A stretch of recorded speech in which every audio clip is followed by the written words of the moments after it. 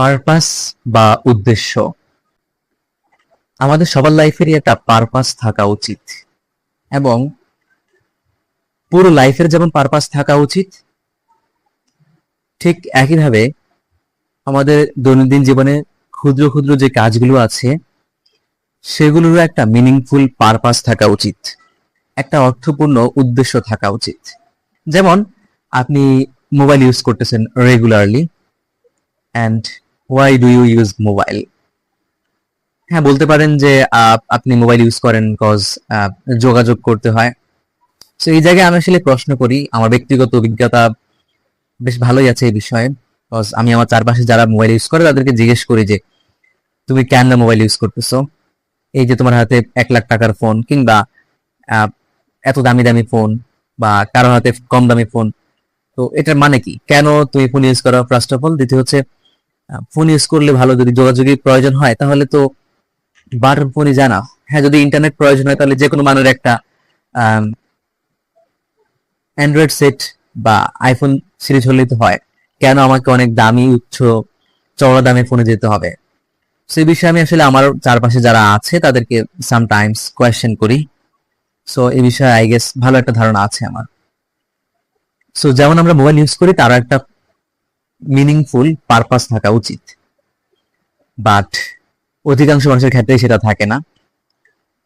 আহ, আমার বিভিন্ন বন্ধু বান্ধব যারা আছে, যারা একটু দামি ফোন ইউজ করে, আমি যখন জিজ্ঞেস করি তাদেরকে যে why do you use this such a দামি ফোন, তারা বলে যে মাঝে মাঝে ক্যামেরার প্রয়োজন হতে পারে, আদারওয়াইজ দামি ফোন ইউজ করার অন্য কোনো লজিক, অন্য কোনো রিজন তারা দেখাতে পারে না। অর্থাৎ ভালো মিনিংফুল কোনো পারপাস তাদের নাই মোবাইল ফোন ইউজ করার, দামি মোবাইল ফোন ইউজ করার। তারা করে কারণ তাদের শখ কিংবা ভালো লাগে করতে।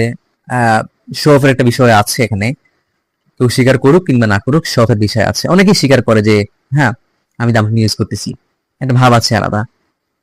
আহ, এবং সামটাইমস কেউ ক্যামেরার কথা বলতে পারে, বাট ওভারঅল এই ফোন যারা ইউজ করে খুব দামি, বা অনেকের যেই দামি হোক না কেন, অধিকাংশ ক্ষেত্রে মানুষ যা প্রয়োজন তার থেকে বেশি দাম দিয়ে ফোন ইউজ করে।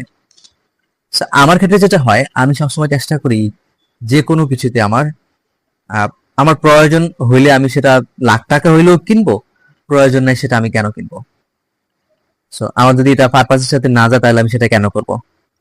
প্রয়োজনটা আসলে তৈরি হয় পারপাসকে কেন্দ্র করে, অর্থাৎ আমার কোনো উদ্দেশ্য আছে লাইফের। সো আমি সেই উদ্দেশ্যকে হাসিল করার জন্য আই হ্যাভ সাম নিডস, আমার কিছু নেসেসিটি তৈরি হয়, কিছু প্রয়োজনীয়তা তৈরি হয়। সো সেই প্রয়োজনীয়তা অনুসারে আমি কাজ করে থাকি এবং কোনো কিছু পার্সিউ করি, কোনো কিছু অ্যাচিভ করি। বাট উইদাউট নেসেসিটি আমি কেন কোনো একটা জিনিস আহ, শুধু শুধু পার্সিউ করতে যাব, কিনতে যাব? এটা লাইফে, মিনিংফুল লাইফের জন্য ভালো জিনিস নয়। এখন আরেকটা বিষয় আছে, যদি আমি জিজ্ঞেস করি কিছু মানুষকে যে why do you earn money, কেন টাকা আর্ন করো? যদি এটার কারণ বলি, মানুষ টাকার পেছনে ছুটে, এটা স্বভাবজাত একটা বৈশিষ্ট্য মানুষের, যে মানুষ অর্থের পিছনে ছুটবে। বাট খুব কম মানুষই আছে এই অর্থ কেন আর্ন করতেছে সেটা জানে। অধিকাংশ মানুষই দে ডোন্ট নো যে কেন তারা আর্ন করতেছে। তারা মনে করে তারা আর্ন করলে সুখী হবে, তারা মনে করে তারা আর্ন করলে অনেকে হয়তো জেদ থেকে আর্ন করে, আহ, অনেক টাকা মানে আর্ন করে ফেলে। But overall they have no intention about this, যে হ্যাঁ আমি এই জন্য আর্ন করতেছি। সো এটা নিয়ে আমি বলতে যাই যে কেন আসলে টাকা আর্ন করা উচিত।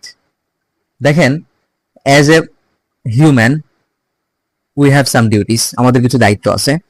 আহ, যদি আমি ইসলামিক পার্সপেক্টিভে চিন্তা করি, we have some more duties, যেটা আমাদের ধর্মীয় দিক থেকে পালন করতে হয়। সো আমাদের একটা লাইফে একটা পারপাস আছে। আমরা যারা মুসলিম আছি তাদের সবার একটা পারপাস অলরেডি সেট করা আছে, তাদেরকে আলাদা করে খুঁজতে হয় না যে আমার লাইফে পারপাস কি হইতে পারে, লং টার্ম পারপাস যাকে বলে। আমার লাইফে এই পারপাসটা কি, সেটা অন্যান্য অ্যাথিস্ট কিংবা অন্যান্য ধর্মের দিক থেকে ওরা হয়তো খুঁজতে পারে, বা অনেকের খোঁজার প্রয়োজন হতে পারে। সব ধর্ম না, অনেক অনেক ধর্মের খোঁজার প্রয়োজন হতে পারে, বাট ইসলামিক পার্সপেক্টিভ এটা আসলে প্রয়োজন হয় না। কারণ হচ্ছে ইসলাম শুধু কেবল ধর্ম বা কিছু রিচুয়াল নয়, ইটস আ লাইফ সিস্টেম, এটা একটা জীবন ব্যবস্থা। সো আমাদের যেহেতু আমরা যারা মুসলিম আছি তাদের একটা উদ্দেশ্য আল্লাহ তাআলা অলরেডি সেট করে রাখছে যে আমাদের এই দুনিয়াতে অবশ্যই অবশ্যই ভালো কাজ করতে হবে, এবং এই ভালো কাজের মাধ্যমে আমরা আফটার ডেথ পরকালে আমরা ভালো কিছু পাবো এবং পুরস্কার পাবো। সো যখন আমাদের আহ, এই উদ্দেশ্যটা থাকে যে হ্যাঁ আমরা তো সেট করে ফেলি যে আমার ভালো কাজের মাধ্যমে আমি পরকালকে আর্ন করব, পরকালকে পার্সিউ করব, তখন হ্যাঁ একটা ইন্টেনশন তৈরি হয়, একটা পারপাস তৈরি হয় যে হ্যাঁ আমি এই ভালো কাজ করব। অলওয়েজ আমার ফোকাস থাকবে যে হ্যাঁ পরকালকে কিভাবে সাজানো যায় with good works in this দুনিয়া, এই দুনিয়াতে। So, যখন সে চিন্তা করে যে আমার তো ভালো কাজ করতে হলে আমাকে এই দুনিয়া আগে সার্ভাইভ করে বেঁচে থাকতে হবে, রাইট? অবশ্যই আপনি যদি ভালো কাজ করতে চান, বা ওই যে আল্লাহ তাআলা যে উদ্দেশ্যে সৃষ্টি করছে আপনাকে, যে ওমা খলাকুতুল জিন্না ওয়াল ইনসা ইল্লা লিয়াবুদুন, ওটা হাসিল করার জন্য হলে আপনাকে ফার্স্ট অফ অল এই দুনিয়াতে সার্ভাইভ করতে হবে। আর এই দুনিয়াতে সার্ভাইভ করাটা মোটেও ইজি নয়। এই দুনিয়াতে সার্ভাইভ করা অনেক কঠিন, বিকজ এখানে সবাই বড়লোক ফ্যামিলিতে জন্মগ্রহণ করে না। সবাই জন্মের পর থেকেই কারি কারি কোটি কোটি টাকা দেখতে পায় না। অনেককেই একেবারে জিরো থেকে আর্ন করে দুনিয়াতে সার্ভাইভ করতে হয়। আবার যাদের হয়তো কারি কারি টাকা আছে তারা হয়তো নলেজের অভাবে এই ভালো কাজগুলো করতে পারে না। সামটাইমস, নট অল টাইম যে সবসময় এটা ঘটে। আমি জাস্ট এক্সাম্পল দিলাম। সো যখন কেউ তার লাইফের পারপাস রাখে যে হ্যাঁ আমার পারপাস হচ্ছে পরকালে মুক্তি পাওয়া with good works in this দুনিয়া, এই পৃথিবীতে, তখন সে চিন্তা করে আমাকে তো এই ভালো কাজগুলো করতে হলে আমাকে যেটা করতে হবে সেটা হচ্ছে আমাকে সার্ভাইভ করতে হবে। তো সার্ভাইভ করার জন্য অনেক কিছু লাগে। আমরা যদি বলি আমাদের লাইফে মৌলিক অধিকার আছে, মৌলিক অধিকার 5টা বললে আমি 6টা বলতে চাই। সিক্স বা এটাকে 5 নাম্বার নিয়ে আসা যায়, সেটা হচ্ছে নলেজ। নলেজ আরেকটা কারণে জরুরি, সেটা হচ্ছে আপনি যে ভালো কাজগুলো করবেন কোনটা ভালো কাজ কোনটা খারাপ কাজ সেটা বোঝার জন্য আপনাকে ওই যে নৈতিক ভ্যালুসটা শিখতে হবে। আপনি যদি ওই মোরাল ভ্যালুসটা না জানেন তাইলে আসলে আপনি ভালো কাজ কিভাবে করবেন, আপনি ভালো কাজকে কিভাবে ডিফাইন করবেন। বা আমাদের যদি বলি, আমাদের যেহেতু ইসলাম ইজ এ লাইফ সিস্টেম, এটার একটা লাইফ আন্ডারস্ট্যান্ডিং বুকও আছে যেখানে আপনাকে মোরাল ভ্যালুস গুলা দেওয়া আছে। আপনি এটা পড়ে নলেজ গ্যাদার করে আপনাকে জেনে নিতে হবে যে which is moral thing and which is immoral. So আপনাকে এই লাইফে সার্ভাইভ করতে হবে। সেকেন্ড হচ্ছে এই নলেজটা গ্যাদার করতে হবে এই ভালো কাজ করার জন্য। আপনার যে মূল উদ্দেশ্য হচ্ছে ভালো কাজের মাধ্যমে পরকালকে আর্ন করা, পরকালকে পার্সিউ করা। এই ভালো কাজ করার জন্য, এই উদ্দেশ্যটাকে হাসিল করার জন্য আপনাকে দুইটা জিনিস করতে হবে। সেটা হচ্ছে ফার্স্ট অফ অল আপনাকে সার্ভাইভ করতে হবে, এন্ড সেকেন্ড হচ্ছে সার্ভাইভ যে কিভাবে করবেন। সার্ভাইভে তো ভালো কাজ আছে, এই ভালো কাজগুলা কোনটা ভালো কাজ কোনটা খারাপ কাজ সেটা সম্পর্কে জানতে হবে আপনাকে, বা ভালো কাজগুলা কিভাবে করতে হয়। বা আমরা যদি বলি ইবাদাহ, এই যে আল্লাহ তাআলার প্রার্থনা করা, আল্লাহ তাআলার ইবাদত করা, এটা কিভাবে করতে হয়, এটার জন্য নলেজ প্রয়োজন।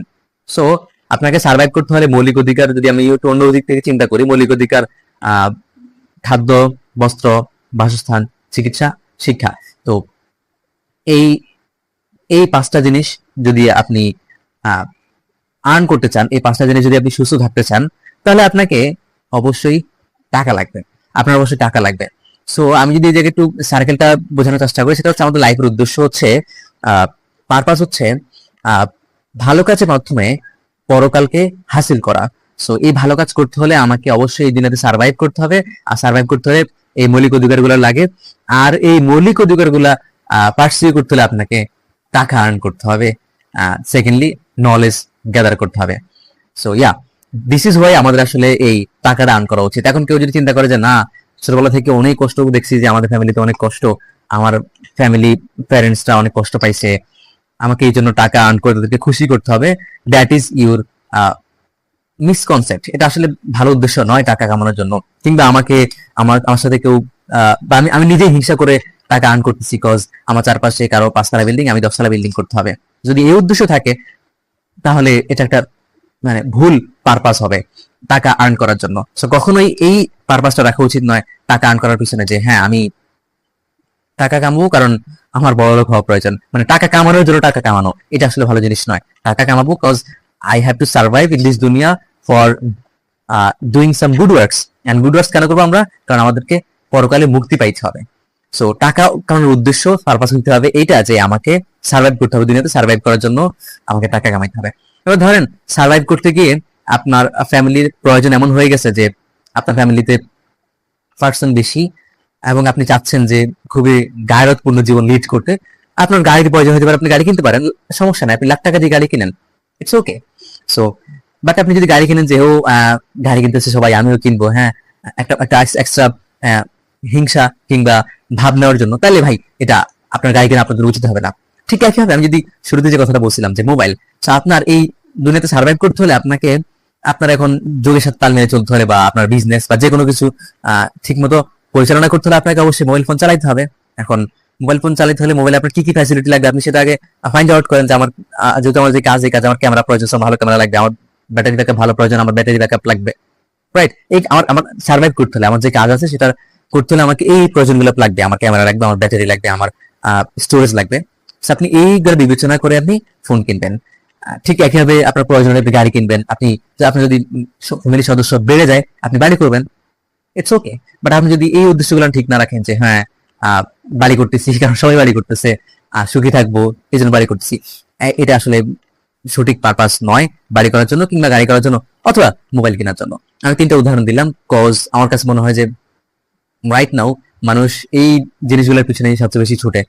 মানুষ আসলে কাজ করে কি করবে, একটা বাড়ি করবে, কেউ হয়তো গাড়ি করবে, কেউ বাইক কিনবে, কেউ মোবাইল কিনবে, বা এই আলাদা যে লায়াবিলিটিস থিং গুলো আছে এগুলো কিনবে। লায়াবিলিটিস থিং বাই করা, পার্সিউ করা অন্যায় নয়, বাট সেগুলোর পিছনে পিছনে অবশ্যই একটা ভ্যালিড রিজন, ভ্যালিড মিনিংফুল একটা পারপাস থাকা জরুরি। আদারওয়াইজ আপনি এগুলা কিনে কখনোই শান্তি পাবেন না, কজ আপনি তো শান্তির উদ্দেশ্যে কখনো কিনেন নাই। আপনি কিনছেন কি কারণে? আপনি কিনছেন মানুষকে দেখানোর জন্য, কিংবা সবাই কিনে এই জন্য। আপনি হয়তো চাচ্ছেন সুখী হইতে, বাট আপনি যেহেতু পাস থেকে আপনি উদ্দেশ্যটাকে মিনিংফুল কোনো পারপাস তৈরি করেন নাই, সো আপনি আসলে সুখী হতে পারবেন না। সো অল ওভার কথা হচ্ছে পুরো লাইফে একটা পারপাস থাকতে হবে, এবং পুরো যত কাজগুলা কাজ আছে আপনার রেগুলার ওয়ার্কস অথবা পুরো লাইফে যত কাজ আছে সেগুলোকে ওই পারপাসের সাথে রিলেট করে করতে হবে। এন্ড দ্যাট ইজ হাউ আপনি আসলে লাইফে হ্যাপি হইতে পারবেন।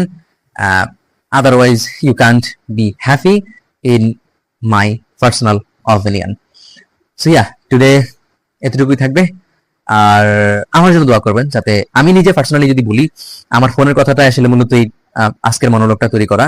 আমি যে ফোনটা চালাই এই ফোনের দাম, বাংলাদেশি একটা কোম্পানির ফোন, এই ফোনটাতে আমি অলমোস্ট 2.5 বছর ইউজ করতেছি, বাট এখনো পর্যন্ত কোনো সমস্যা দেখা দেয়নি। বিকজ আমি যখন ফোনটা কিনতে গেছিলাম আমি আমার প্রয়োজন খোঁজ করছিলাম, যে আমি ডেইলি ইউজ করবো, আমি খুব রাফ ইউজ করবো, আমার ব্যাটারি ব্যাকআপ প্রয়োজন, ব্যাটারি ব্যাকআপ দেখছিলাম, রাফ ইউজ করতে পারবো, স্টোরেজ বেশি নিছিলাম, এন্ড ক্যামেরা আমার ওই সময় মোটামুটি হলেও চলতো, এন্ড আমি ক্যামেরা ওইভাবেই চলছি, ওই ওই অনুযায়ী স্পোক অনুযায়ী আমি মোবাইল কিনছি।